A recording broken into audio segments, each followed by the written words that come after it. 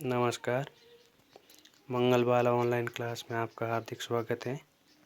आज हम पढ़ेंगे क्लास 6 विषय गणित, अध्याय दूसरा पूर्ण संख्या, जिसमें पहला टॉपिक आ रहा है प्राकृत संख्याएं। प्राकृत संख्याएं 1 से स्टार्ट होती है और अनंत तक चलती हैं। जैसे 1, 2, 3, 4, 5, 6, 7, 8, ये सब क्या है? प्राकृत संख्याएं।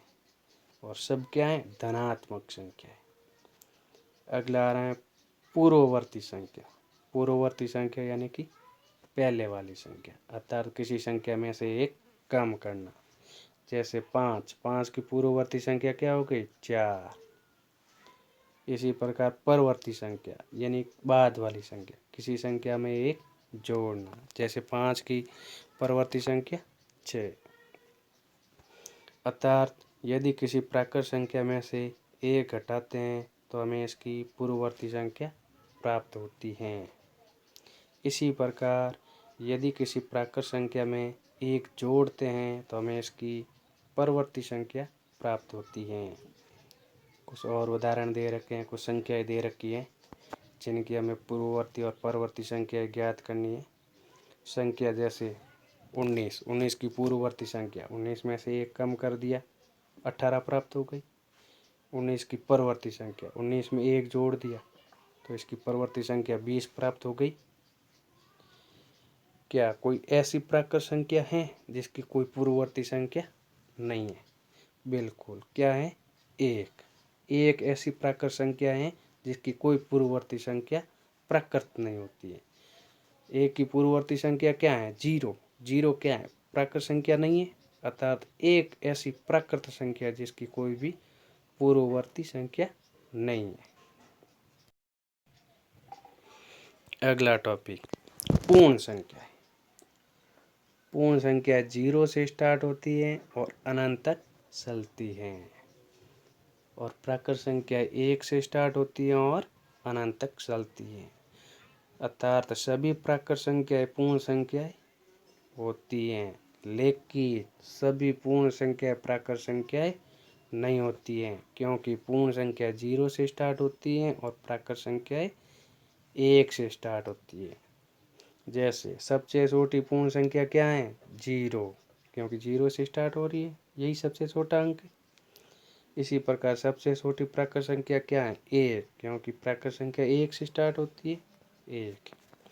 अगला टॉपिक आ रहा है संख्या रेखा। स्केल की सहायता से हमने एक सीधी रेखा खींच दी, 0 से हमने अंक अंकित किया, 1-1 सेंटीमीटर की दूरी से अंक लगा देते हैं। इसी प्रकार संख्या रेखा पर क्या है? योग करना। जैसे 4 + 5, हमने एक स्केल की सहायता से सीधी रेखा खींची, जिस पे 0, 1, 2, 3, 4, 5, 6, 7, 8, 9, 10 ऐसे अंक लगवा दिए। 4 + 5 ये रहे 4। 4 से हम 5, 4 में 5 जोड़ लें, 1 जोड़ा तो 5, 5 में 1 जोड़ा तो 6, 6 में 1 जोड़ा तो 7, 7 में 1 जोड़ा तो 8, 8 में 1 जोड़ा तो 9। अर्थात 4 में हमने कितने जोड़े? 5, तो कितने प्राप्त हो गए? 9। इसी प्रकार संख्या रेखा पर घटाव, जैसे उदाहरण दे रखा है 8 - 3। एक संख्या रेखा खींच दी, 0 से 10 तक अंक अंकित कर दिए। 8 में से हमें क्या कितने कम करने हैं? 3। 8 में से 1 कम किया 7, 7 में से 1 और कम किया 6, 6 में से 1 और कम कर दिया 5। अर्थात 8 में से 3 कम करने पे 5 प्राप्त होते हैं। अब आगे आ रहा है संख्या रेखा पर गुणा। 3 × 4 एक उदाहरण दे रखा है। हमने एक संख्या रेखा कर खींच दी, जिस पे 0 से 12 तक अंक अंकित कर दिए। 4 × 3 कितने होते हैं? 12।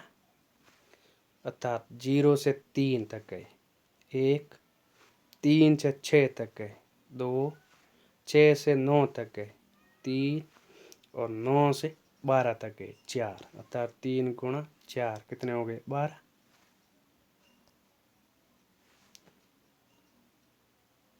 इसी प्रकार आज का टॉपिक ख़त्म।